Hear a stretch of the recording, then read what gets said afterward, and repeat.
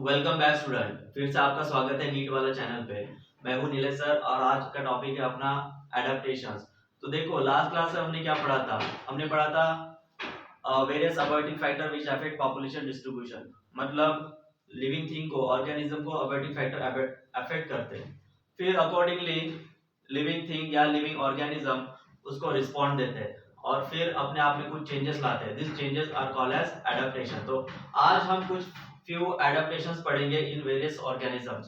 तो कौन कौन से एडेप्टेशन देखो, कांगारू रैट का एडेप्टेशन है, xerophytic plant, Opuntia, Allen's rule, blubber, altitude sickness, then archaebacteria, fishes in Antarctic water and basking lizard, animal in burrows. ये सब एडेप्टेशन आज हम पढ़ने वाले हैं।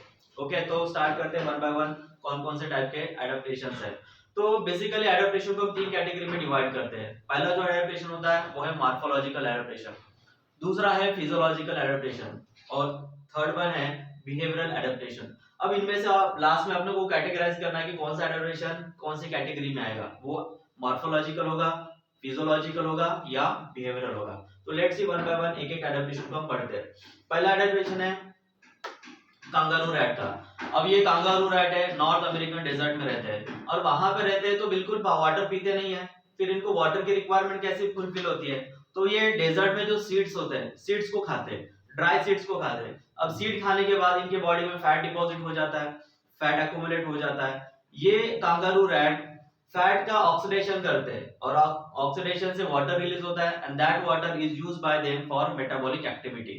तो इस तरह वो डेजर्ट में भी सर्वाइव करते हैं। दूसरी एक बात है कि उनका जो यूरिन होता है वो हाईली कॉन्सेंट्रेट होता है। हाईली कॉन्सेंट्रेट मतलब किडनी काफी ज्यादा वाटर को एब्जॉर्ब कर लेती है और very less water can be excreted via urine. तो इनका यूरिन भी काफी हाईली कॉन्सेंट्रेट होता है।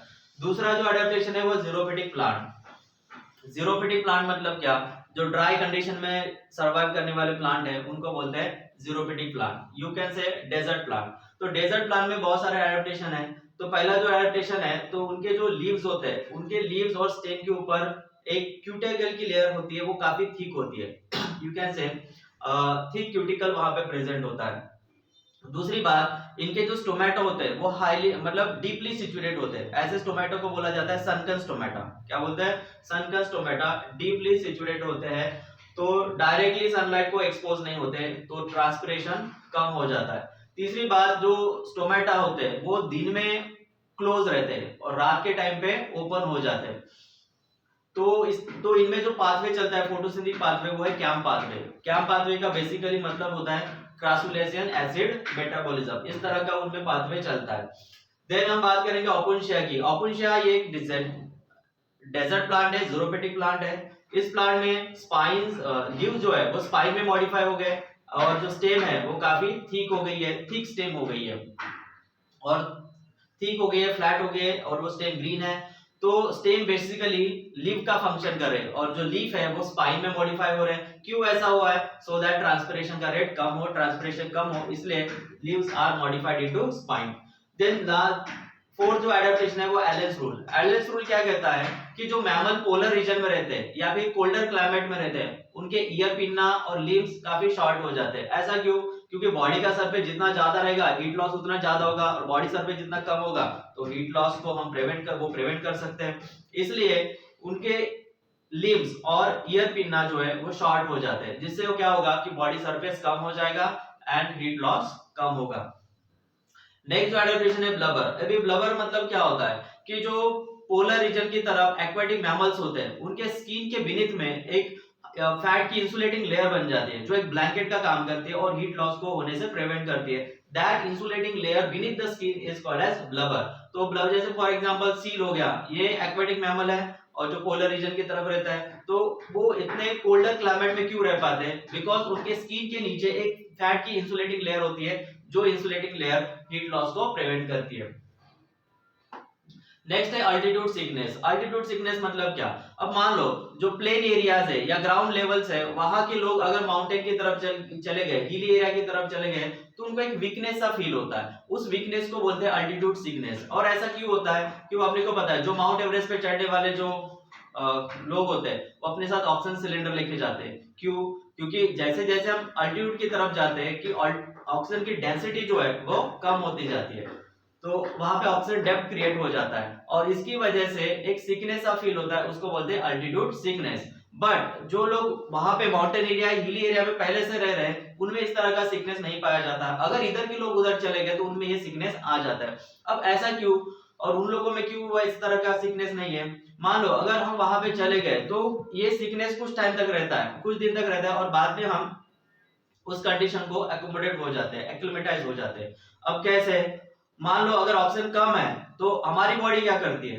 आरबीसी का प्रोडक्शन बढ़ा देती है और ब्रीथिंग का रेट भी बढ़ जाता है और जो हीमोग्लोबिन की बाइंडिंग एफिनिटी है वो कम हो जाते हैं। इस तरह हम लेस ऑक्सीजन में या लो डेंसिटी ऑक्सीजन में भी अच्छे से सर्वाइव कर सकते हैं और जो अल्टीट्यूड सिकनेस है कुछ दिनों के बाद वो रिमूव हो जाता है या लॉस मतलब गायब हो जाता है। नेक्स्ट है आर्कीबैक्टीरिया। अब आर्कीबैक्टीरिया मतलब क्या होता है? जो जिनका सेल वॉल काफी टफ होता है और वो किसी भी कंडीशन में सर्वाइव कर सकते हैं, वेरी हार्श कंडीशन में भी वो सर्वाइव कर सकते हैं, वो आर्कीबैक्टीरिया है। अब ये लो टेम्परेचर में भी या फिर वेरी हाई टेम्परेचर भी, जैसे हाइड्रोथर्मल वेंट है, वहां पे भी ये सर्वाइव कर सकते हैं। क्यों? क्योंकि इनके पास वेरी टफ सेल वॉल होती है and due to this very tough cell wall they can survive in very harsh condition. For example halophiles है, मिथानोजेनस है, इस तरह के जो बैक्टीरिया है archaebacteria they can survive in very harsh condition.